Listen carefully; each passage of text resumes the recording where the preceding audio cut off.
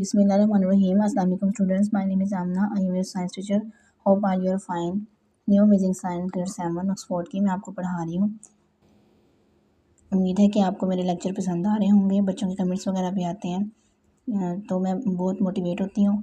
और आप बच्चों के कमेंट्स आ रहे थे कि मैम आप रीडिंग वगैरह भी करवाया करें। इंशाल्लाह मैं ये एक्सरसाइज कंप्लीट करवाने के बाद सब चैप्टर्स की रीडिंग करवाया करूँगी।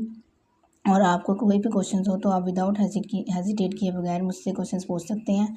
और मैंने आपको 4 चैप्टर कंप्लीट करवा दिए हैं। 5 का मैंने हाफ आपको करवा दिया था।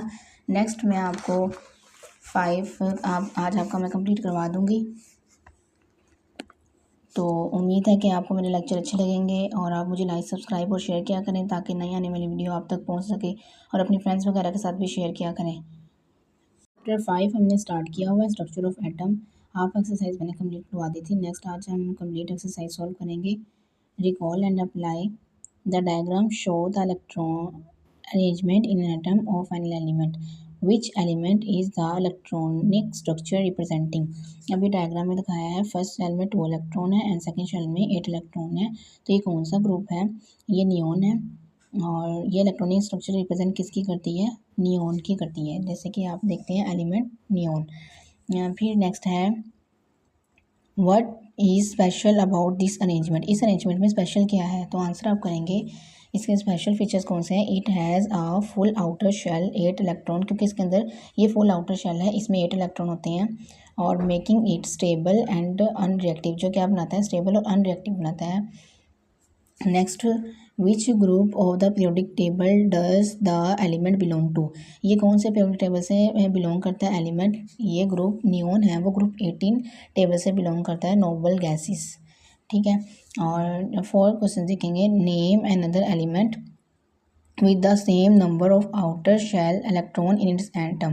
नेम आपने बताना है अदर एलिमेंट का जिसका सेम आउटर शेल होता है एटम में। तो वो कौन सा होता है? आर्गोन। आर्गोन के भी 10 इलेक्ट्रॉन होते हैं और नियोन के भी 10 इलेक्ट्रॉन होते हैं। अदर एलिमेंट का आंसर है argon. Next match atom and element. The diagram show the electronic configuration for atom of element 11 से 20। जो डायग्राम शो की गई है वो 11 से 20 तक इलेक्ट्रॉन्स हैं उसके अंदर। Match each one of its sample and element and arrangement of electron. तो आपने क्या करना है? सबसे पहले इलेक्ट्रॉन्स को काउंट करना है और आपने आइडेंटिफाई करना है कौन सा एलिमेंट है। अब ये आप देख सकती हैं 2 इलेक्ट्रॉन फर्स्ट शेल में है एंड सेकेंड शेल में 2 4 6 8 है और थर्ड शेल में 1 है। तो 2 2 8 1 ये कौन सा ग्रुप एलिमेंट होगा? सोडियम। तो ये फर्स्ट वाला क्या होगा? सोडियम। फिर नेक्स्ट देखेंगे फर्स्ट शेल में 2 है, सेकेंड शेल में 2 4 6 8 है और थर्ड शेल में 2 4 6 8 है। तो इसमें आएगा 2 8 और 8। तो 2 8 8 आपने इधर से एलिमेंट से बताने हैं। 2 8 और 8 किसके इलेक्ट्रॉनिक कॉन्फ़िगरेशन है? आर्गोन की। तो आपने यहाँ पे क्या लिख देना है? आर्गोन। ठीक है, मैं यहाँ पे राइट कर रही हूँ तो आप देख लीजिएगा। नेक्स्ट आप देखेंगे काउंट करें 1 2 2 4 6 8 एंड थर्ड शेल में 1 2 3। तो 2 8 और 3 2 8 3 कौन सा होगा? एलुमिनियम। तो ये वाला जो है ये किसका आंसर होगा? एलुमिनियम। फिर नेक्स्ट है 1 2 2 4 6 8 1 2 4 और ये 5 2 8 5 2 8 5 कौन सा होगा? फॉस्फोरस। तो आपने ऐसे ही काउंट करना है कि आपने इलेक्ट्रॉन्स को काउंट करना है और टेबल में से देखे एलिमेंट का नेम राइट करना है।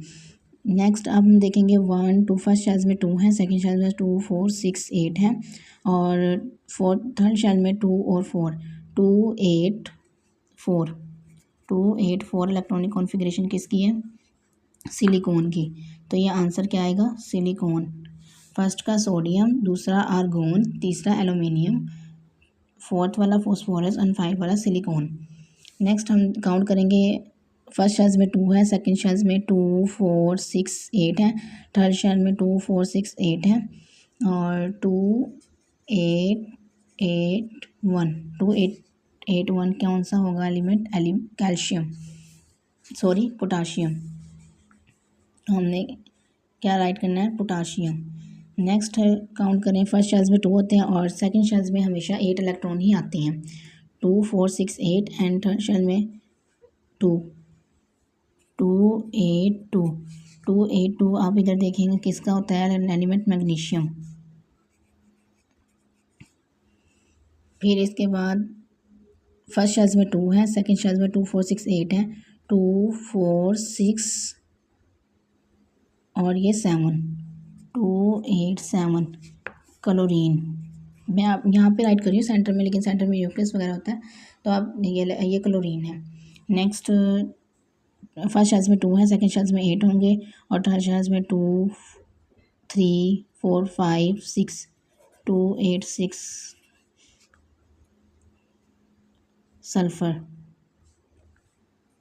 एंड फर्स्ट शेल में 2 है, सेकंड शेल में 8 है, थर्ड शेल में भी 8 ही होंगे और ये 2 है, 2 8 8 और 2। तो इसका आंसर कौन सा होगा, ये कैल्शियम। ठीक है, उम्मीद है कि आपको ये वाला क्वेश्चन समझ में आ गया होगा कि आपने इलेक्ट्रॉन को काउंट करना है और टेबल में से देख के आपने उसका एलिमेंट का क्या नाम करना है, नेम राइट करना है। Next recall and apply and recall and analyse में देखेंगे, if we know the number of proton can we predict the number of electron in an atom, explain your answer. उन्होंने कहा है कि जो नंबर ऑफ प्रोटॉन होते हैं वो क्या नंबर ऑफ इलेक्ट्रॉन होते हैं, आपने अपने वे में आंसर देना है। तो यस इसका आंसर होगा। प्रिडिक्टिंग इलेक्ट्रॉन क्या होते हैं, yes in a neutral atom, neutral atom में the number of proton is always equal to the number of electron. Neutral atom में क्या होता है कि नंबर ऑफ प्रोटॉन होते हैं वो इक्वल होते हैं नंबर ऑफ इलेक्ट्रॉन के।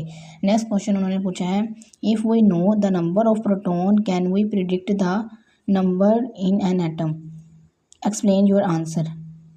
तो आपने क्या करना है, प्रिडिक्टिंग न्यूट्रॉन, अब उन्होंने न्यूट्रॉन पूछा है तो no, proton do not determine the number of neutron, जो प्रोटॉन होता है वो डिटरमाइन नहीं करता न्यूट्रॉन्स को। नेक्स्ट रिकॉल एंड रिस्पॉन्स में देखना, the following statement are about the particle that make up the atom, for each statement write. ठीक है, द पॉजिटिवली चार्ज पार्टिकल, पहले आप देख लें कि जो P है वो डिस्क्राइब करता है प्रोटॉन को, जो E है वो डिस्क्राइब करता है इलेक्ट्रॉन को और जो N है वो डिस्क्राइब करता है न्यूट्रॉन को।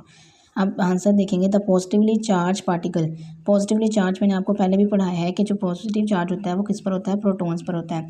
Found with the proton in the nucleus, nucleus में फाउंड, प्रोटॉन के अलावा आप क्या फाउंड करते हो, न्यूट्रॉन्स, क्योंकि जो न्यूक्लियस होता है न्यूक्लियस में प्रोटॉन और न्यूट्रॉन्स होता है और जो इलेक्ट्रॉन होता है वो आउटर शेल्स में होते हैं।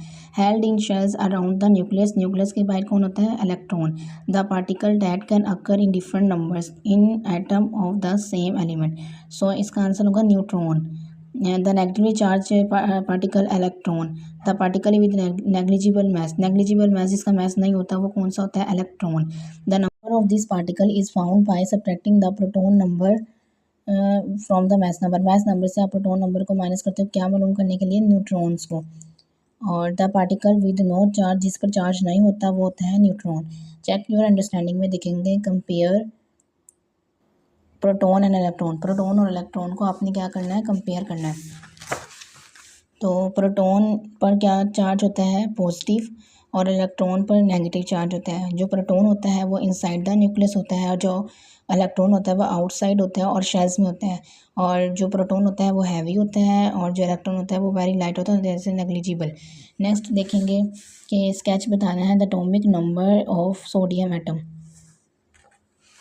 सोडियम एटम का एटॉमिक नंबर बताना है, एटॉमिक नंबर ऑफ एटम। आपने सोडियम के ड्रा करने स्ट्रक्चर के 11 न्यूक्लियस बनाना, न्यूक्लियस के अंदर 11 प्रोटॉन 12 न्यूट्रॉन, फिर फर्स्ट शेल्स में 2 इलेक्ट्रॉन होते हैं और सेकंड शेल्स में 8 इलेक्ट्रॉन होते हैं और थर्ड शेल में 1। तो total electron in sodium 11, electronic configuration क्या होगी, 2 8 1, मतलब 2 + 8 + 1 11 होता है। अब फर्स्ट शेल्स में 2 इलेक्ट्रॉन, सेकंड शेल्स में 8 इलेक्ट्रॉन, थर्ड शेल्स में 1 इलेक्ट्रॉन। अब आप सोचेंगे कि 11 प्रोटॉन और 12 न्यूट्रॉन कैसे हैं। जैसे मैं आपको बताती हूँ कि जो एटॉमिक नंबर होता है वही उसका प्रोटॉन नंबर होता है। जैसे एटॉमिक नंबर 11 है तो प्रोटॉन भी क्या होंगे, 11 ही होंगे। और 12 न्यूट्रॉन कैसे हैं, 12 न्यूट्रॉन, फार्मूला ऑफ न्यूट्रॉन का फार्मूला होता है mass number minus atomic number is equal to neutron. अब मैस नंबर जो सोडियम का होता है वो 23 और एटॉमिक नंबर क्या है 11। 23 में से 11 को जब माइनस करेंगे सब्ट्रैक्ट करेंगे तो 12 न्यूट्रॉन आएगा। तो फिर उस न्यूट्रॉन मैस नंबर और एटॉमिक नंबर को जब हम माइनस करेंगे तो न्यूट्रॉन्स फाइंड हो जाते हैं। तो 12 इसका क्या आएगा न्यूट्रॉन्स। उम्मीद है कि आपको ये लेक्चर हेल्पफुल लगा होगा। नेक्स्ट वीडियो के लिए आप मुझे लाइक और सब्सक्राइब करें और इंशाल्लाह नेक्स्ट वीडियो में मैं आपको टेबल इंतहाई इजी वे में समझाऊंगी कि आप ट्रिक्स के साथ। तो नेक्स्ट वीडियो आप देखना ना भूलिएगा। ओके, अल्लाह हाफिज़।